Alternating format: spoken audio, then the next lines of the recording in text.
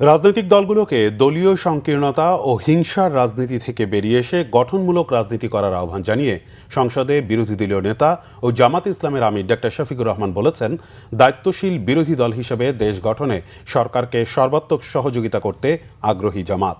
বৃহস্পতিবার রাজধানীর মিরপুরের একটি রেস্তোরাঁয় এতিমদের সাথে ইফতারের আয়োজনে এসব কথা বলেন তিনি। এ সময় ডক্টর শফিকুর রহমান বলেন, সরকার জনগণের স্বার্থ বিরোধী কোনো কাজ করলে তখন জামাত তার প্রতিবাদ করবে। গণমাধ্যমের ওপর ফ্যাসিবাদের খড়গ নেমে এসেছে দাবি করে জামাতের আমির আরও বলেন, কয়েকটি গণমাধ্যম থেকে সাংবাদিকদের চাকরিচ্যুত করা হয়েছে, যা গ্রহণযোগ্য নয়।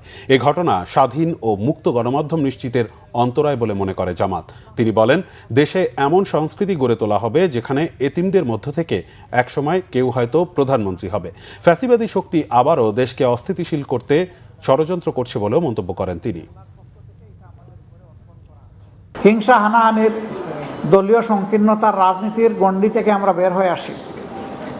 আজকে পবিত্র এই রমজানের দিনে আমি আহ্বান জানাবো, শুধুমাত্র দলীয় পরিচিতির কারণে আল্লাহর একজন বান্দা কিংবা বান্দি যেন জুলুমের শিকারে পরিণত না হন। সরকারি দল, বিরোধী দল মিলেমিশে উদার মানসিকতা নিয়ে প্রত্যেকটি নাগরিককে সম্মান করে তার অধিকার যেন আমরা নিশ্চিত করতে পারি, উভয়ে মিলে আমরা সেটাই আশা করি এবং সেটাই আমরা করব ইনশাআল্লাহ।